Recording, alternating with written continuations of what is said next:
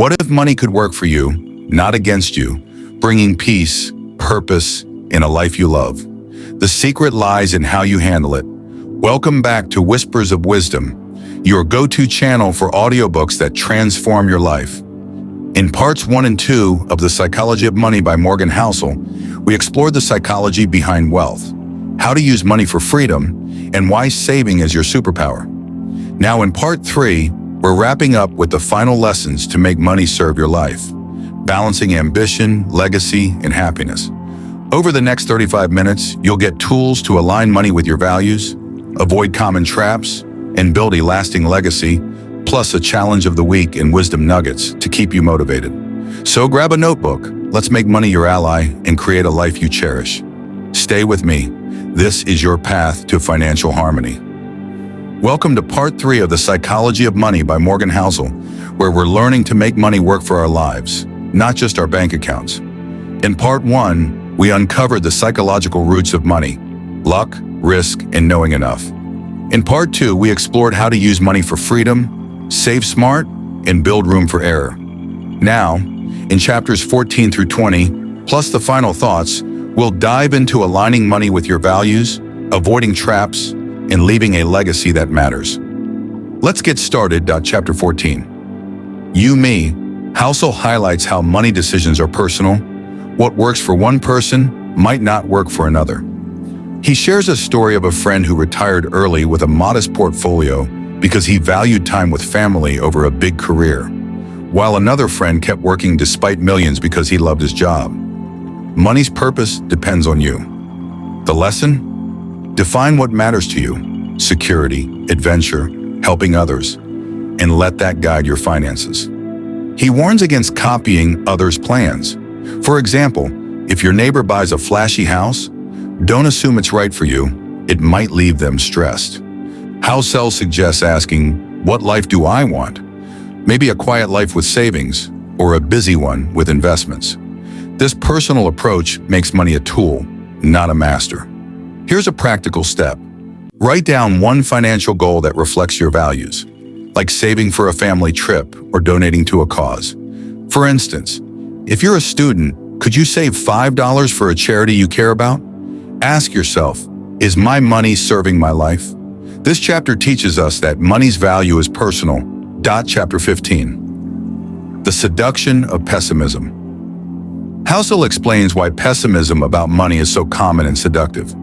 He shares a story of a journalist who predicted endless economic doom in the 1970s, gaining attention because people love bad news. It feels smart to be cautious. But history shows optimism often wins. Tech innovations and markets have grown despite crises. Pessimism keeps people from investing or taking risks, locking them out of wealth. The lesson is to balance caution with hope. Housel says progress happens because people bet on a better future, like early investors in the internet. For example, if you avoid stocks because you fear a crash, you might miss decades of growth. He advises staying informed but not paralyzed by negativity. Try this. Research one positive financial trend, like renewable energy investments, and consider a small step, like reading about it. For example, if you're a young professional, could you save $10 to learn more? Ask yourself, am I letting pessimism hold me back? This chapter shows us that optimism with preparation fuels wealth. Chapter 16. When you'll believe. Housel tackles why people resist financial truths until they experience them. He shares a story of a man who ignored saving until a health scare forced him to build an emergency fund. Only then did he see its value. We often need personal proof to change, like seeing compounding work after years of saving. This delay can cost us opportunities. The lesson is to act on advice before you believe it. Trust the process. Housel gives an example. If you start saving $50 a month at 20, you'll have over $100,000 by 60 at 7%. But only if you start now, not when you believe it works. He suggests starting small and letting results build faith. Here's a practical tip. Start one small money habit, like saving $2 a week, before you're convinced. For instance, if you're a freelancer, could you set aside 5% of your next gig? Ask yourself, what can I try now, even if I doubt it? This chapter teaches us that action precedes belief. Chapter 17. All together now. Housel ties together the book's themes, emphasizing that money is a collective game. He shares a story of a community that thrived during a recession because they shared resources and supported local businesses, while others hoarded and struggled. Wealth isn't just personal. It's shaped by relationships, society, and luck. Cooperation often beats competition. He advises building a financial support network. Friends who save, mentors who guide, or groups that share ideas. For example, joining a savings club or discussing investments with peers can boost your success. Housel also warns against isolating yourself financially. It limits your perspective. Try this. Talk to one person about a money goal, like saving for a house, and ask for advice. For example, if you're a student, could you ask a friend how they budget? Ask yourself, who can I learn from financially? This chapter shows us that wealth grows stronger together. Chapter 18. Confessions. Housel gets personal, admitting his own money mistakes, like overspending early on or chasing trends, to show that everyone learns through trial and error. He shares a story of buying a flashy watch he couldn't afford, only to regret it later when he needed cash for an emergency. The lesson? Mistakes are part of the journey, and honesty about them helps us grow. He encourages learning from failures rather than hiding them. For example, if you overspend this month, use it to set a better budget next time. Housel says the best financial minds aren't perfect, they're adaptable. This vulnerability makes money management relatable and achievable. Here's a takeaway. Reflect on one money mistake, like an impulsive buy, and write down one lesson from it. For instance, if you're a young professional, did overspending on a meal teach you to cook? Ask yourself, what can I learn from my past? This chapter teaches us that growth comes from owning our errors. Chapter 19. The two worlds. Housel contrasts the world of money, numbers, markets, with the world of people, emotions, relationships. He shares a story of a trader who mastered markets but lost friends chasing profits, while a modest saver built a happy family life. Money decisions affect both worlds, and balancing them is key. Focusing only on wealth can isolate you, while ignoring money can leave you vulnerable. The lesson is to integrate the two. For example, earning more to support your family is a money people win, but neglecting them for work is a loss. Housel suggests using money to enhance relationships, like saving for a family vacation, rather than letting it dominate your life. Try this. Plan one way to use money for people, like treating a friend to coffee with your savings. For example, if you're a student, could you save $5 for a group outing? Ask yourself, is my money serving my relationships? This chapter shows us that money's true power is in connecting us.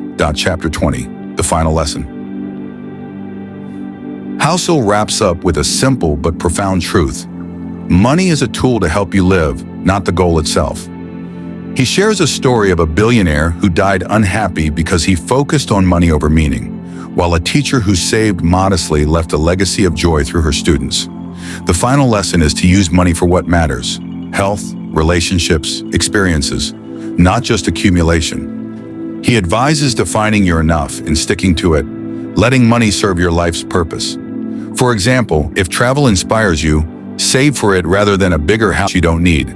The book ends with a call to action. Make money your servant, not your master. Here's a practical tip.